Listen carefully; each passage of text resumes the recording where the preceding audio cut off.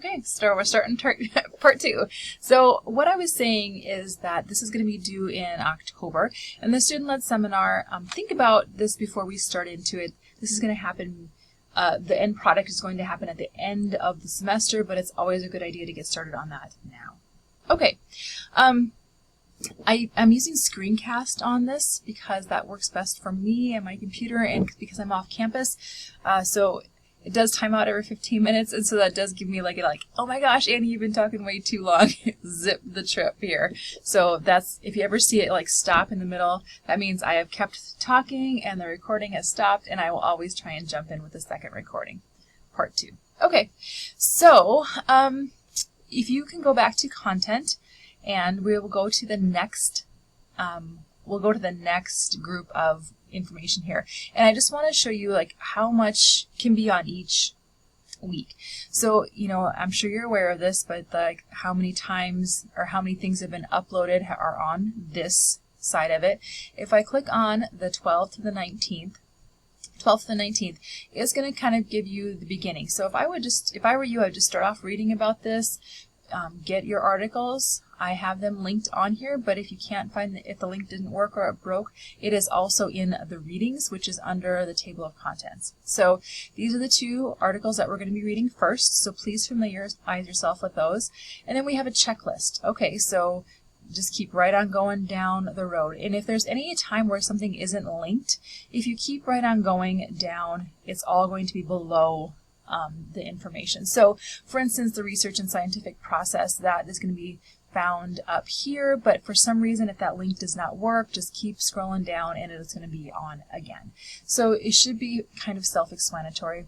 There are quite a few videos uploaded into this class just because it'll be as if you were in a lecture. The activities are very descriptive, so if you're having any trouble understanding what's going on, please reread them a little slower, and then if still, call me. We'll talk about it. Not a problem at all. Sometimes in this module or in this class, you are going to find things that aren't open to you until the dates are open or until you've done something first.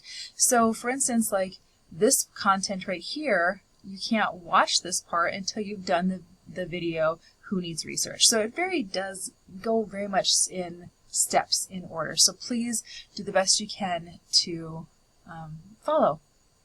It's just going to be easier to understand, it's going to be easier to see, it's going to be easier to kind of wrap your head around. Okay, so this is the exit pass I was talking to you about.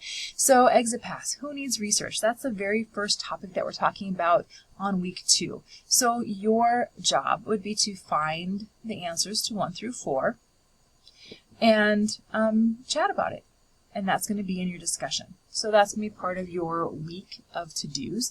If you remember, we went back and saw the syllabus, the content map, or the content schedule. You have the first week, the readings, and what 2 things have to be done online, and this is one of them. The OOPS survey was the other one. So if you ever have any questions about that, please, please, please let me know.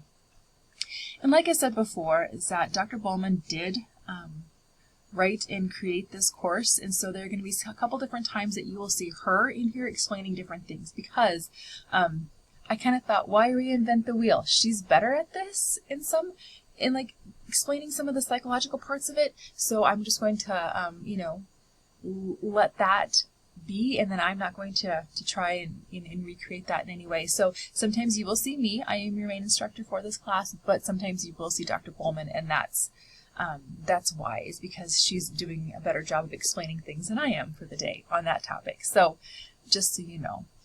All right, I think that's about all for our class that you may need to know. Let me know if there's anything that I can do to help, if there's anything I can do to help with explanations or grades or any type of that. Just let me know. What I find most students,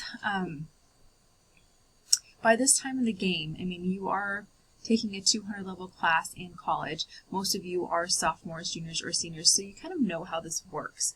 But if you're someone who is just maybe first starting out in college and you're having a hard time understanding like the processes of how online classes work, please, please, please feel free to ask. And I find that students sometimes don't ask until it's too late, and I don't want that to happen to you. I want you to be successful in this class. I want you to be learning something in this class. I want this to be a class that you can walk away from going, oh my gosh, there's so many things I didn't think about before that now I am. So I hope that's going to be beneficial to you.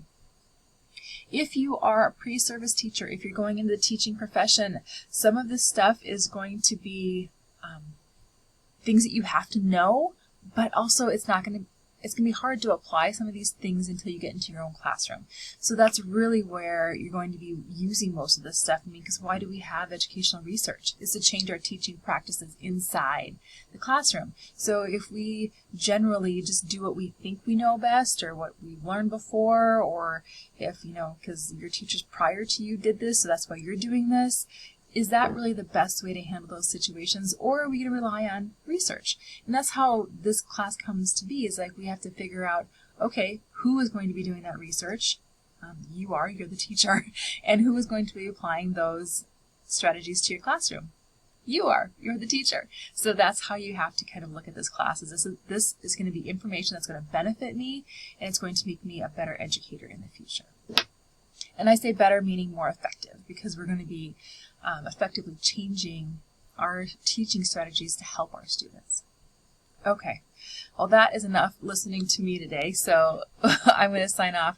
Please, like I said before, feel free to call me, talk to me at any time, and let me help.